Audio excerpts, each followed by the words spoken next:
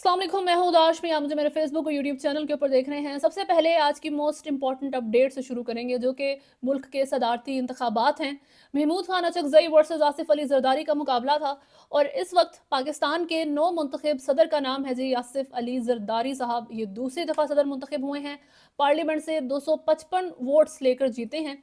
दूसरी तरफ सुन्नी इत्तेहाद कौंसिल की तरफ से मुंतखब किए गए महमूद खान अचकजई, यानी कि पीटीआई इंडिपेंडेंट कैंडिडेट्स पर मुश्तमिल जमात है ये, इनको 119 वोट मिले हैं। कोalition गवर्नमेंट में as decided before People's Party के पास अब सदर की कुर्सी चली गई है। जैसे वजीर आजम की कुर्सी पीएमएलएन के पास जानी थी, जिसको शहबाज शरीफ साहब ने ऑक्यूपाई किया हुआ है। मरियम नवाज चीफ मिनिस्टर पंजाब और खैबर पख्तूनख्वा में अली अमीन गंडापुर चीफ मिनिस्टर हैं। अपनी अपनी पोजीशंस पर काम शुरू कर दिया है इन्होंने, लेकिन कंट्रोवर्सी ख़त्म नहीं हो रही है। ना इस गवर्नमेंट की कंट्रोवर्सीज ख़त्म हो रही हैं और ना ही जो पीटीआई की खुद की पीटीआई की इंटरनल मैटर्स जिस तरीके से ये मनूवर कर रहे हैं उससे रिलेटेड रोज़ एक नया ड्रामा सामने आता है।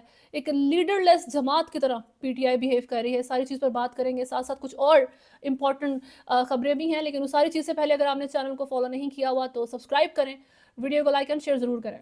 सबसे पहले पाकिस्तान तहरीक इंसाफ की बात करेंगे, जिनकी कंट्रोवर्सीज भी ख़त्म हो रही, उनके ड्रामास ख़त्म नहीं हो रहे। अली अमीन गंडापुर इस वक्त खैबर पख्तूनख्वा की कैबिनेट सेट कर रहे हैं, चीफ मिनिस्टर हैं वो केपी के। इस के लिए जी तैमूर झगड़ा साहब, जो पहले भी फाइनेंस मिनिस्टर रह चुके हैं, इमरान खान ने उमर अयूब की प्रेजेंस में एक दो हफ्ते पहले तैमूर झगड़ा का नाम फिर से टॉस किया था कि फाइनेंस मिनिस्ट्री केपी की इन्हीं के पास फिर से जाए, लेकिन अली अमीन गंडापुर ने उनको कैबिनेट का हिस्सा ही नहीं बनाया। वो इलेक्शन नहीं जीते, लेकिन स्टिल वो काबीना का हिस्सा बन सकते थे। इसको डिफरेंट एंगल से देखना शुरू कर दिया गया फिर कि जी क्या गंडापुर ने खान के सेलेक्ट किए हुए बंदे को ओवरलुक किया है और अपनी पसंद का बंदा बैठाया है। इस तरह से अब वो चलाएगा क्या गवर्नमेंट को? तैमूर झगड़ा ने इस चीज़ को एड्रेस किया और उनका कहना था कि खान का नज़रिया ज़रूरी है, पर्सनल गेन्स ज़रूरी नहीं है। हम जिस रास्ते पे इमरान खान के लिए आए हैं उसके ऊपर चलते हुए वो अली अमीन गंडापुर को मुंतखब कर चुके हैं, तो जो भी काम गंडापुर कर रहे हैं वो भी सही ही होगा, ये उनका कहना था। फर्दर उनका ये भी कहना था कि जी बिल्कुल भी इस को बेस ना बनाया जाए कि मैं पीटीआई के साथ लड़ाई करूंगा इस वजह से। लेकिन मंसूर अली खान ने इसके मुतल्लिक जो बात की है, उनका कहना था कि अंदर खाते अली अमीन गंडापुर की तैमूर झगड़ा से कुछ खास बनती नहीं है। इन दोनों की स्ट्रेन रिलेशंस हैं एक दूसरे के साथ, ज़्यादा नहीं थोड़े बहुत। इस वजह से जी उनको काबीना में नहीं रखा गया। बट लेट्स सी किस तरह मामला जाते हैं इनके। शेरवतल मरवत की जहाँ तक बात है तो वो तो वैसे ही स्पॉटलाइट में रहते हैं। पहले उनके ऊपर एक्यूजेशन लगी है कि उन्होंने स्मोक किया है वान में। इसको एड्रेस किया उन्होंने, उसके ऊपर शेर अफजल मरवत का कहना था कि प्रूव करें कि मैं स्मोक कर रहा हूँ, कोई चीज़ दिखाएं, वीडियो दिखाएं, और अगर ऐसा आपके पास कोई प्रूफ मौजूद नहीं है तो मैं आप पर हत्या के इज़्ज़त का केस करूँगा। ठीक है, बहुत अच्छी बात है कि इस वक्त पीटीआई ने बहुत से ट्रेंड्स वैसे भी दिए हैं, हमारी सियासत को बहुत सी अच्छी चीज़ें दी हैं। ऐसा नहीं है कि गलत है, लेकिन शुक्र है जी ऐसा ट्रेंड ना दे दें कोई कि आप ईमान के अंदर जो है स्मोकिंग स्टार्ट कर दें। अब ये जो अराकीन है उधर के वो सबसे ज़रूरी जो इस वक्त मामला चल रहा है वो है जी शेर अफजल मरवत के भाई का। पहले तो एक मरवत जो है वो संभाला नहीं जा रहा था, अब उनके भाई साहब भी सीन में एंटर हो गए हैं। अवाम बहुत इमोशनल है, उनसे कोई कंस्ट्रक्टिव बात भी बर्दाश्त नहीं होती। हालांकि क्वेश्चन करना हर एक का हक है, आप भी किया करें। अभी उनको खैबर पख्तूनख्वा में मशीर बना दिया गया है। लोगों ने इस चीज़ के ऊपर पॉइंट किया कि क्या क्रेडिबिलिटी है शेर अफजल मरवत के भाई की। ना ही वो इलेक्शन कैंपेन का हिस्सा रहे हैं, ना उन्होंने कोई कुर्बानियाँ दी हैं जिस पार्टी के लिए, ना इमरान खान के लिए, बल्कि वो तो गालियाँ देते रहे हैं इमरान खान को। इमरान खान के लिए डिसरिस्पेक्टफुल अल्फाज का इस्तेमाल करता रहा है वो बंदा, और इस वक्त सिर्फ इस बेस के ऊपर उसके सीवी पे सिर्फ ये चीज़ मैंशनड है कि जी मैं शेर अफजल मरवत का भाई हूँ, जो कि एक बहुत बड़ा क्राउड पुलर है। खैर, तो उनको इस वक्त खैबर पख्तूनख्वा की हुकूमत में शामिल करने से बहुत से लोगों ने क्वेश्चन किया है, पीटीआई के लोगों ने, कि उन लोगों का क्या जिन्होंने डंडे खाए हैं, जिन्होंने जेलें भुगती हैं, जिन्होंने अच्छी खासी तनकीद बर्दाश्त की, जिनके घरों ने, जिनके घर वालों तक ने सफ़र किया, तो वो सारे आप साइड पे फेंक के आपने शेर अफजल मरवत के भाई को हुकूमत में किस बेस पे शामिल किया है। इसके ऊपर सनम जावेद की जो बहन है फलक जावेद खान, उन्होंने ट्वीट की जिसमें उनका कहना था कि जी वोटर ने अपना मैंडेट खान को दिया है, इसलिए खान के नज़रिए से हटकर कुछ भी हुआ तो हम सवाल करेंगे। पीटीआई में मौरसी सियासत नहीं है, डायनेस्टी पॉलिटिक्स नहीं है, ना ही यहाँ दोस्ती यारियों पर ओहदे मिलने चाहिए। शेर अफजल मरवत हो या किसी का भाई, अगर उन्होंने पार्टी के लिए कोई कारकर्दगी नहीं की तो उसको ओहदा नहीं मिलना चाहिए, बात ख़त्म। सिर्फ ये नहीं कि हमारी जमात का नहीं, शेर अफजल मरवत के भाई ने खान को बाकायदा गालियां दी हुई हैं, गलत अल्फाज इस्तेमाल किए हैं जिसकी माफ़ी नहीं। ऐसा करना है तो फ़रूख हबीब, वाडा अलीम खान और ओन चौधरी जैसे बगैरतों को भी वापस लाकर ओहदे पर बिठा दो।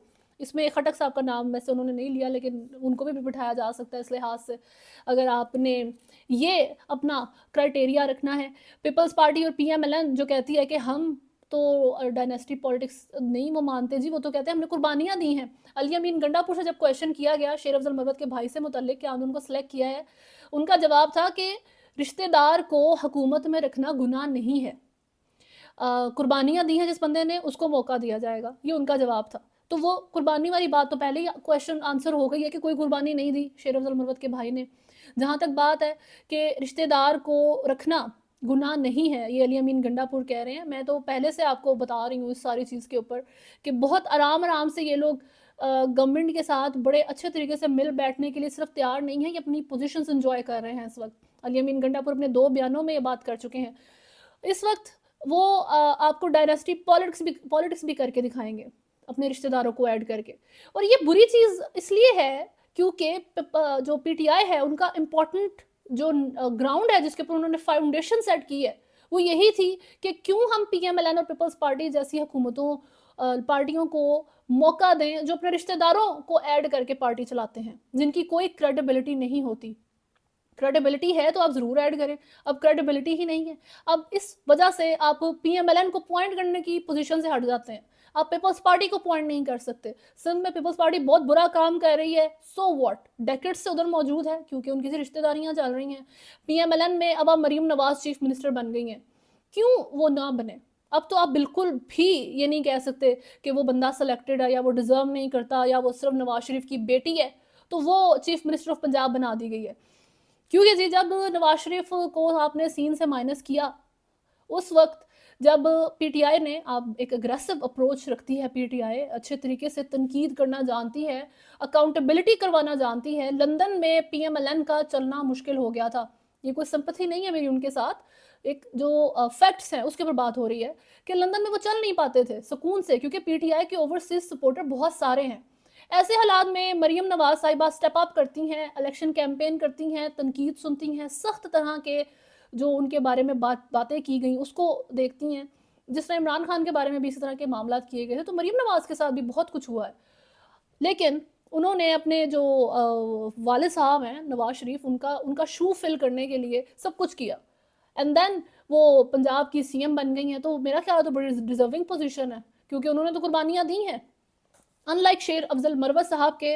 और सोने पे सुहागा जो अली अमीन गंडापुर की इसके रिप्लाई में स्टेटमेंट थी कि कोई गुनाह नहीं है, इट्स फाइन।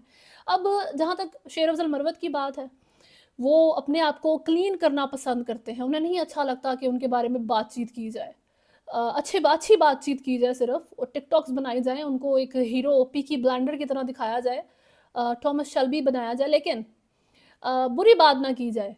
अगर आपको लगता है ऐसा नहीं है तो जब आदिल राजा और हैदर मेहदी ने उनके अगेंस्ट व्लॉग किए थे, ऐसे लोग जिनके पास कोई मिनिस्ट्रीज नहीं है, उनकी बात की कोई वैल्यू नहीं है, अगर आपके बारे में 2 यूट्यूबर ऐसी बातें कर रहे हैं तो 10 ऐसे हैं जो आपकी तारीफें करते रहते हैं, ठीक है।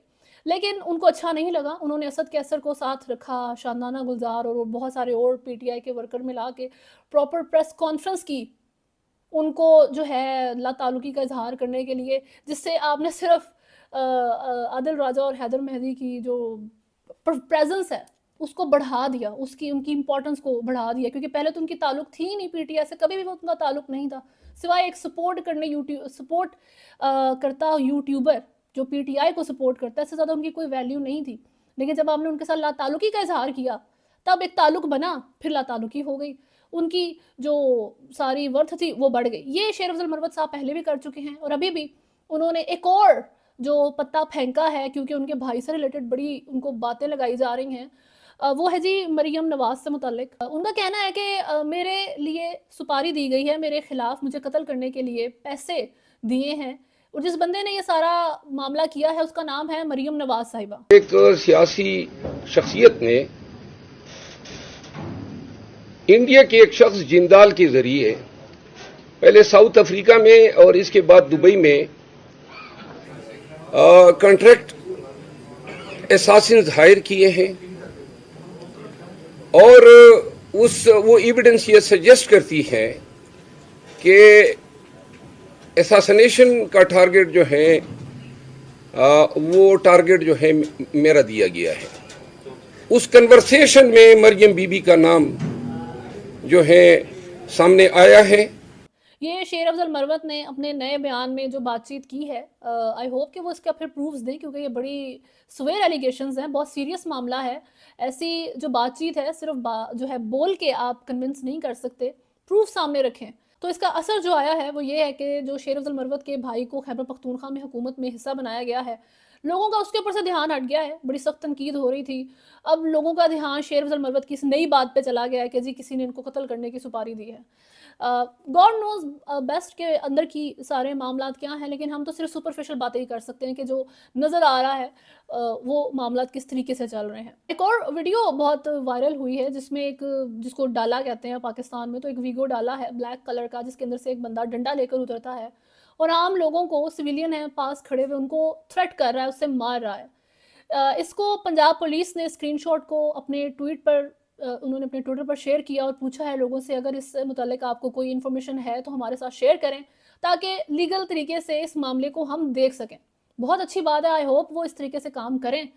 जिस तरह की डिस्टेंस आ गया है और जिस तरह की रेपुटेशन बन गई है, तो ऐसा लगता है कि अगर ये पूछ रहे हैं आम लोगों से कि आपके हम हक के लिए हम आवाज़ उठाते हैं, आपको हम प्रोटेक्ट करते हैं, तो लगता है इनका कोई ज़ाती कैच ही है इस चीज़ के अंदर भी, अवाम का फ़ायदा नहीं है। लेकिन बहरहाल ये ऑन अ लाइटर नोट है बात सिर्फ, लेकिन आई होप कि वो ये चीज़ें टेक केयर करें। पाकिस्तान में तमाम लोगों के हकूक़ एक जैसे होने चाहिए, तमाम पाकिस्तानी एक जैसे तरीके से उनको उनके राइट्स मिलने चाहिए। ऐसा नहीं है कि कोई बड़ा छोटा है। जब तक आप इस तरीके से मुल्क को नहीं चलाएंगे तब तक यहाँ पर बेहतरी नहीं आ सकती, तब तक जो डिस्टेंस पाकिस्तान की आवाम का सिस्टम के साथ है उसमें भी कमी नहीं आएगी। क्रॉस बॉर्डर्स, एक बात जो बहुत ज़रूरी, एक वीडियो ट्विटर के ऊपर चली है जिसमें इंडिया से मुतल्लिक ये वीडियो है। मुसलमान वहाँ पर नमाज़ पढ़ रहे हैं रोड पे और एक हिंदू अपेरेंटली है वो बंदा जो पुलिस वाला है, वो लोगों को किक कर रहा है, मार रहा है कि उनको आई डोंट नो जगह से हटाने के लिए। जो भी मामला है, जिस भी बंदे ने वो वीडियो बनाई है वो यही दिखा रहा है कि लोग पीसफुली नमाज़ पढ़ रहे हैं, लेकिन ये इंडिया की पुलिस हिंदू किस तरीके से डिसरिस्पेक्ट कर रहे हैं उन मुसलमानों को। पाकिस्तान में जब से इस तरीके से इश्यूज शुरू हुए हैं हमारे खुद के इंटरनल, तब से लोगों का एक बहुत सैड माइंडसेट बन गया है कि पहले अपने मुल्क की तो मामला सेटल कर लो, बाद में किसी दूसरे के हक के लिए आवाज़ उठाना। आप दोनों काम कर सकते हैं, आप दोनों तरफ हक के लिए आवाज़ उठा सकते हैं। आपकी ना आवाज़ में कमी आएगी, ना आपकी जो एफर्ट है वो ख़त्म हो जाएगी। अगर आप दोनों तरफ ही या तीनों तरफ या जहाँ भी आपको नज़र आता है कि कहीं पे नाइंसाफ़ी हो रही है, तो आपको वहाँ पर लोगों के लिए at least the least you can do is talk about it. The least you can do कि आप क्रिटिसाइज़ कर सकते हैं, इससे ज़्यादा तो कुछ नहीं कर सकते। पैलेस्टाइन के लिए भी आप क्या कर रहे हैं, सिर्फ एक ट्वीट कर देते हैं, चीज़ों को लाइक कर देते हैं इंस्टाग्राम के ऊपर ताकि वो एल्गोरिदम में वीडियो टॉप पे चली जाए। इससे ज़्यादा पाकिस्तान में या पूरी दुनिया में मुसलमान कुछ नहीं कर पा रहे। तो अगर आप सफ़र कर रहे हैं तो ज़रूरी नहीं है कि आप किसी दूसरे के लिए आवाज़ नहीं उठाएंगे, ज़रूर बात करें जहाँ पर आपको नाइंसाफ़ी नज़र आए। और ये वीडियो इंतहाई हार्ट ब्रेकिंग है, लेकिन इंडिया के अंदर से ऐसी वीडियोज़ आनी मेरा नहीं ख्याल अनकरीब ख़त्म होंगी, बल्कि ये जो मामला है ये बढ़ता हुआ ही नज़र आ रहा है। हम बहुत अरसे से इंडिया की पॉलिटिक्स के अंदर under the rule of Modi ये चीज़ ऑब्जर्व कर रहे हैं। अभी तक के लिए न्यूज़ में इतना ही है। अगर आपने चैनल को फॉलो नहीं किया हुआ तो सब्सक्राइब करें, वीडियो को लाइक एंड शेयर ज़रूर करें। अल्लाह हाफ़िज़।